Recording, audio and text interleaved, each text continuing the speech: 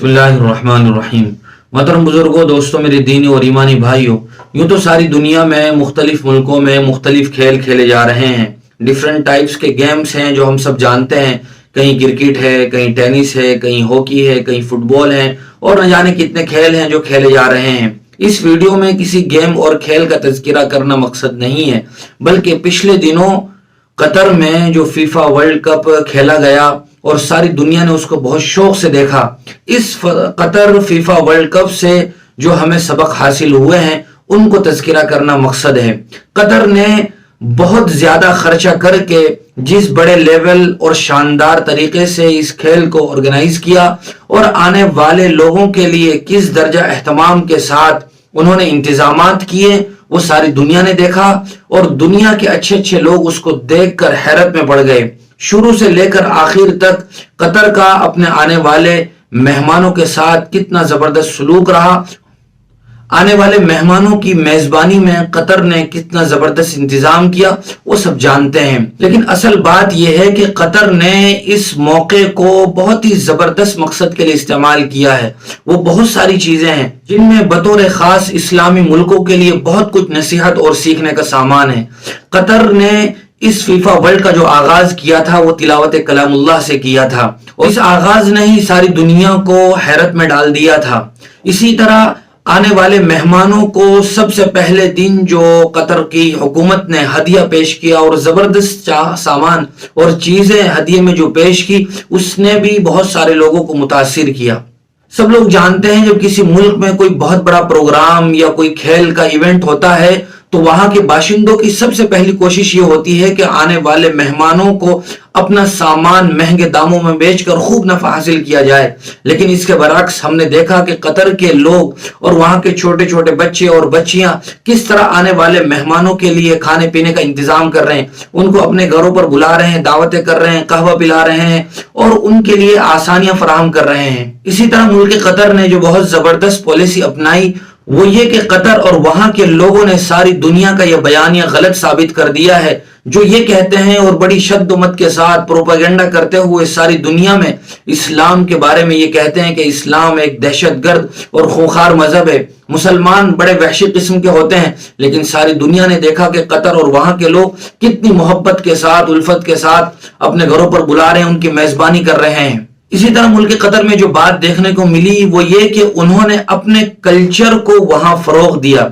इस्लाम का जो कल्चर है, इस्लामी जो तहजीब है, उसको सारी दुनिया के सामने पेश किया और इस मौके से कतर ने खूब फायदा उठाया। सारी दुनिया में ऐसे मौके पर शराब पी जाती है, शबाब व कबाब की मस्तियां होती हैं, आपस में छेड़खानियां होती हैं, लेकिन इस तरह की कोई बात वहां देखने को नहीं मिली। न कोई हैरेसमेंट का केस बुक हुआ, इसी तरह न कोई दूसरा ऐसा फसाद हुआ जो शराब पीने के नतीजे में मुल्कों में होता है।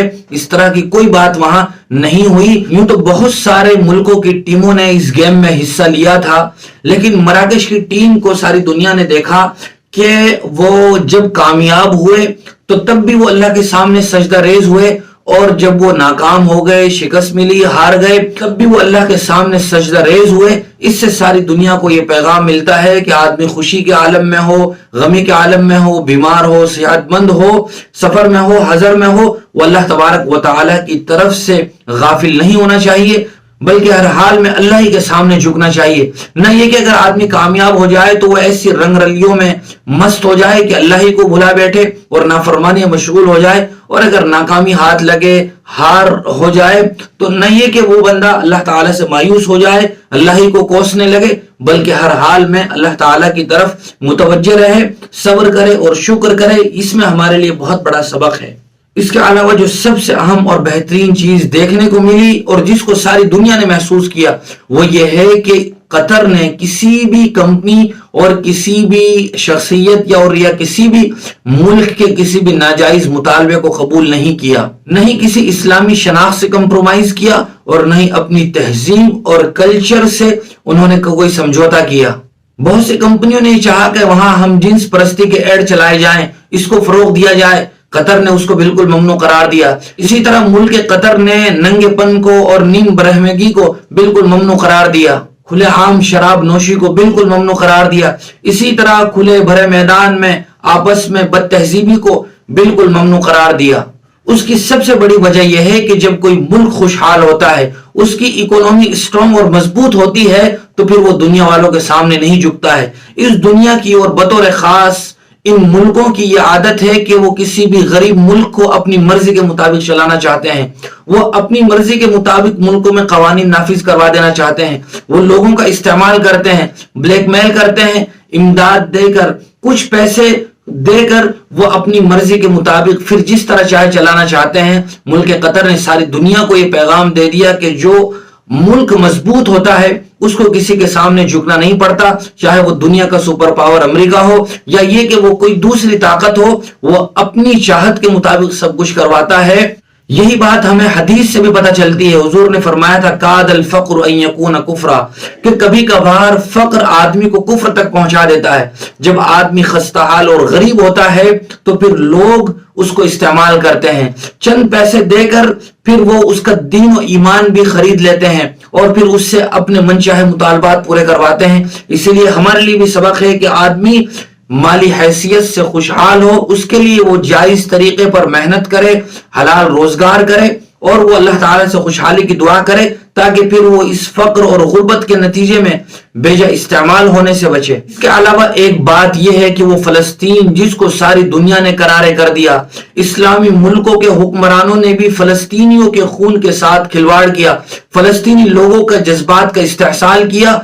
कतर में देखा गया कि फलस्तीनियों की हिमायत में बार बार झंडे लहराए गए, फलस्तीनियों का साथ देने के वादे किए गए और इजराइल को वहां के मीडिया चैनलों को नकारा गया। सारी दुनिया ने यह बात देखी।